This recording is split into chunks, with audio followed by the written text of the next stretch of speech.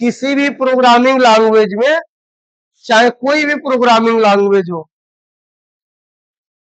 उसमें ब्रेक और कंटिन्यू ये दोनों स्टेटमेंट का यूज जरूर किया जाता है। मैं कह रहा हूं किसी भी लैंग्वेज में, जैसे पाइथन है, सी प्लस प्लस है, इसको इसलिए यूज किया जाता है ताकि कंडीशन के अनुसार किसी भी ऐसे एलिमेंट को या किसी भी ऐसे नंबर को वहां पे वो ब्रेक कर दे जहां पे कंडीशन पाए। जैसे मैं आपको कहूं कि यहां से करतारपुर बाईपास पे जाना है, उसके बाद से आगे मत बढ़ना तुम लोग, तो इसका मतलब मैं आपको क्या कर दिया हूं, ब्रेक कर दिया हूं, उसके आगे नहीं जाना है।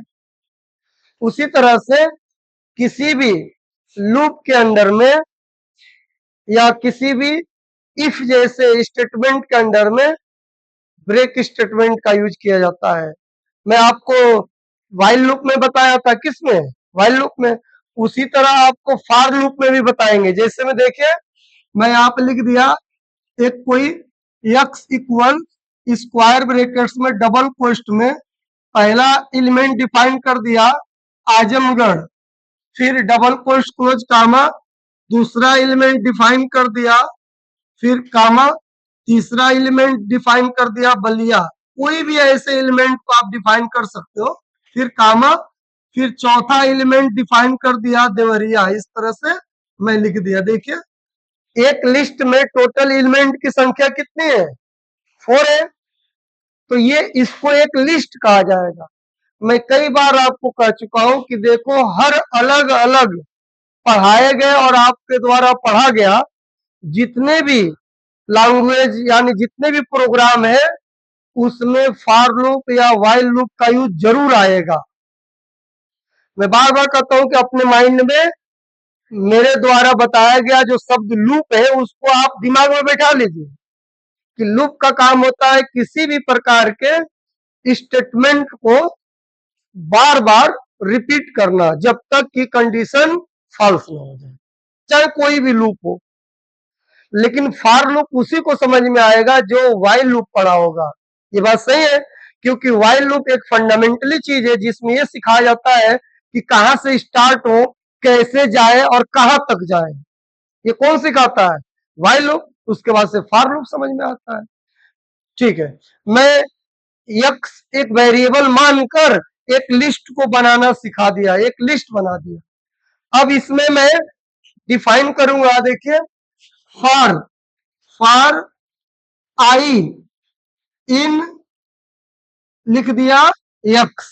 अब बताइए, जो यक्स एक वेरिएबल है जिसने एक लिस्ट को होल्ड किया है, वो यक्स किसके अंडर में आ गया बताइए, आई के अंडर में। किसके अंडर में ले लिया बताइए, आई के अंडर में। मैं अभी आपसे कहा हूं कि लिस्ट, टपल, सेट किसी का भी यूज हो और उसके अंडर में अगर लूप यूज होगा तो देख लेना उस लिस्ट के अंडर में सभी एलिमेंट को अलग अलग कर देगा, प्रत्येक एलिमेंट को अलग अलग दिखाने लगेगा। उसी का काम है लूप। समझ गए बात। फिर उसके बाद से अब मैं अगली लाइन से प्रिंट कर दूं। देखिए इधर सब स्टूडेंट्स क्या कर दिया बताइए, प्रिंट में किसको प्रिंट कर दिया, आई को। तो जब मैं आई को प्रिंट कर दिया तो ये सब प्रिंट होने लगेगा। बात सही है ना। अगर मैं इसके आगे, ध्यान दीजिएगा सब स्टूडेंट, अगर इसके आगे मैं कुछ भी ना लिखूं तो बताइए ये प्रिंट हो जाएगा कि नहीं, हाँ या ना, बोलो सभी स्टूडेंट्स। ये जो लिखा हूं अगर इसको मैं प्रिंट कर दूं तो आजमगढ़ अलग आ जाएगा, मऊ, बलिया और देवरिया सब क्या आएंगे, अलग अलग। इससे पहले वाला एग्जाम्पल हो जाएगा, क्लियर। बट मैं प्रेजेंट टाइम में आई को प्रिंट कर रहा हूं तो सब प्रिंट हो रहा है, ए टू जेड प्रिंट हो जा रहा है, सही है ना। लेकिन इसके बाद अगर मैं लगा दूं कंडीशनल स्टेटमेंट में क्या, इफ, क्या लगाया, इफ लगाया और यहां लिख दिया यक्स। क्या लिखा बताइए, यक्स। यक्स लिखूंगा कि आई जी, आई लिखूंगा यहाँ पे। इफ आई, क्योंकि प्रिंट कौन हो रहा है, आई। क्यों, क्योंकि यक्स ने अपने पूरा लिस्ट को किसको दे दिया है, आई को दे दिया है। तो आई यहाँ प्रिंट होने जा रहा है, समझ लीजिए प्रिंट हो गया, तब तक मैंने क्या लगा दिया, इफ लगा दिया। तो जब प्रिंट करने जा रहा है, ये प्रिंट फंक्शन जब आई को प्रिंट करने जा रहा है तो जाहिर सी बात है सब प्रिंट होगा, लेकिन कैसे प्रिंट होगा, इफ आई इक्वल इक्वल, ध्यान दीजिएगा, इफ आई इक्वल इक्वल। अब मैं यहाँ पे लिख दूं डबल कोष्ट में, क्या लिख दूं बताओ, मऊ, और इफ जब लगा है तो क्या लगेगा, कोलन, ये तो सबको ही जानता है। अब बताओ यहाँ पे देखिए प्रिंट फंक्शन किसको प्रिंट करने लगा, आई को। जब आई को प्रिंट करना स्टार्ट किया, इसको दिखाना स्टार्ट किया, तब तक इफ कह रहा है कि पहले मेरे को देख लीजिए, मैं कंडीशन लगाया हूं, समझ गए बात। तो जब ये प्रिंट करने गया तो आई बराबर आई इक्वल इक्वल क्या मिल गया, मऊ। तो देखिए इस एक्स में एक एलिमेंट मिल रहा है कि नहीं, मऊ मिल गया। अब क्या करेगा, यहाँ पे देखिए, यहाँ पे रिजल्ट आजमगढ़ प्रिंट कर देगा, और किसको प्रिंट करेगा, मऊ को। उसके बाद जो बलिया और देवरिया उसको क्या कर देगा, बोलो क्या करेगा, स्टॉप कर देगा। लेकिन यहाँ पे आपको एक और क्या लगाना पड़ेगा, ब्रेक।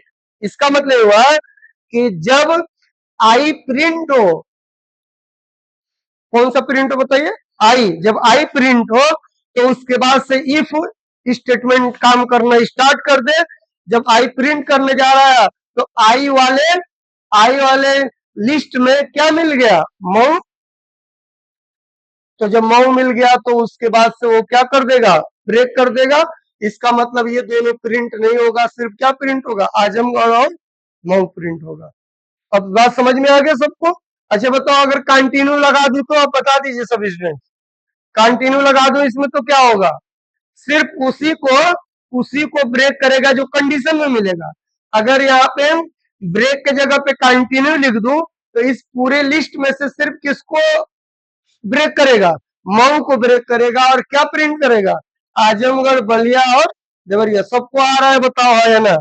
ये किसका यूज कर रहा हूं बताइए, मैं ब्रेक का यूज कर रहा हूं, किसके अंडर में बताइए, फॉर लूप के अंडर में। तो एक क्वेश्चन बोल रहा हूं इसके आधार पे कि बोल चुका हूं, क्वेश्चन अभी नहीं बोला हूं, ये बोला हूं कि फॉर लूप का ब्रेक स्टेटमेंट का यूज करिए किसके अंडर में, फॉर लूप के अंडर में। अब लिखिए question, right the Python code,